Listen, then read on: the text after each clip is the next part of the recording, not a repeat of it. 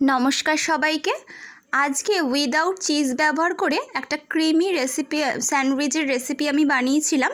তো সেই রেসিপিটাই আপনাদের সাথে এখন আমি শেয়ার করতে চলেছি। তো এর জন্য আমি প্রথমে একটা মিক্সচার বানিয়ে নিয়েছি। এতে টমেটো, ধনেপাতা আর কাঁচা লঙ্কা আছে। এটাকে ব্লেন্ড করে আমি প্রথমে নিয়েছি। তার মধ্যে 1 কাপ পরিমাণ আমি ময়দা অ্যাড করে দিয়েছি। আর এই মেজারিং কাপেরই হাফ কাপ আমি সুজি ব্যবহার করেছি। এবার পরিমাণ মতো নুন আর সামান্য একটু চিনিও আমি এখানে অ্যাড করে দিয়েছি। দেওয়ার পর এটাকে ভালো করে হাত দিয়ে মিশিয়ে নিতে হবে। তারপরে অল্প অল্প করে জল দিয়ে না তো প্রচণ্ড রানি না তো খুব ঘন একটা ব্যাটার আমি তৈরি করব। আপনারা দেখলেই বুঝতে পারবেন। আর একটু জল আমি ইউজ করছি, কারণ যেহেতু সুজি আছে খানিকক্ষণ পর জলটা খানিকটা টেনে গিয়ে ব্যাটারটা আরেকটু গাঢ় হয়ে যাবে। তো এই কাজটা প্রথমেই করে নেওয়া ভালো, কেননা এটাকে রেস্ট করতে দিতে হবে। তারপরে দেখুন খানিকটা পরিমাণ আমি এখানে পনির ব্যবহার করেছি, খানিকটা বাটার ব্যবহার করেছি। এখানে মেল্টেড বাটার আপনারা ইউজ করতে পারেন। আমি যেহেতু মেল্টেড বাটার ইউজ করিনি, তাই দুধটাকে আমি একটু সামান্য উষ্ণ করে নিয়েছিলাম। তারপরে অল্প অল্প করে দুধটা আমার পুরোই লেগে গেছিলো। এটাকে ব্লেন্ড করলেই দেখুন একদম ক্রিমি একটা মিক্সচার তৈরি হয়ে গেছে। এবার আমি যে কটা পাউরুটি আপনারা করবেন, আমি এখানে 4টে পাউরুটি নিয়েছি, তার সাইডগুলোকে কেটে দিয়েছি।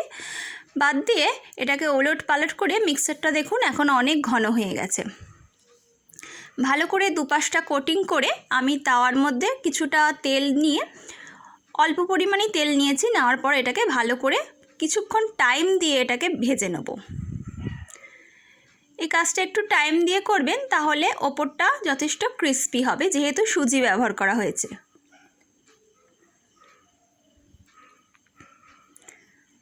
ভালো করে ওলট পালট করে দুপাশটা কিছুক্ষণ টাইম দিয়ে ভেজে নেওয়ার পর দেখতে পারবেন যে ওপরটা অনেকটাই ক্রিস্পি হয়ে গেছে। এবার আমি এই পাউরুটি দুটোকে নামিয়ে নেব। এইভাবেই আমি আর দুটো যে পাউরুটি আছে সেগুলোকেও ভেজে নিয়েছি একই পদ্ধতিতে।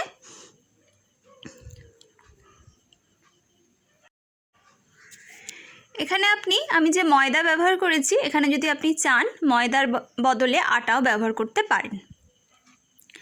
আমার সবকটা পাউরুটি ভাজা হয়ে গেছে।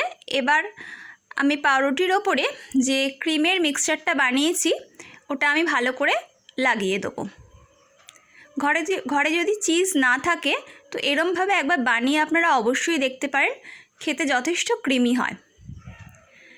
এবার আমি ভালো করে এটাকে অ্যাপ্লাই করার পরে কিছু সবজি আগে থেকে কেটে রেখেছি। তবে সবজির বলতে আমি এখানে শুধুই শসা ইউজ করেছি। আপনারা চাইলে পরে এখানে গাজর, টমেটো আপনাদের পছন্দ অনুসারে যদি পেঁয়াজ ইউজ করতে চান তো সেটাও আপনারা ইউজ করতে পারেন। ভালোভাবে এটাকে ছড়িয়ে দেওয়ার পর ওপর থেকে আমি সামান্য একটু নুন ছড়িয়ে দিচ্ছি আর সামান্য একটুখানি লঙ্কার গুঁড়ো ছড়িয়ে দিয়েছি। আপনারা চাইলে এখানে গোলমরিচের গুঁড়ো ব্যবহার করতে পারেন। যেহেতু আমার ব্যাটারের মধ্যে লঙ্কা বাটা ছিল, তাই আমি এখানে বেশি ঝাল ব্যবহার করিনি। ঝালটা আপনারা আপনাদের স্বাদ অনুসারে ব্যবহার করবেন। দেখুন এরমভাবে করলে পরেই ঝটপট একটা ব্রেকফাস্ট আপনাদের অনায়াসে হয়ে যাবে। নেক্সটটাকেও আমরা এরমভাবেই করে ফেলছি। ঘরে চিজ না থাকলে এই পদ্ধতিটা আপনারা অ্যাপ্লাই করে দেখতে পারেন এবং কেমন হয়েছে আমার সাথে অবশ্যই শেয়ার করবেন। Thank you for watching.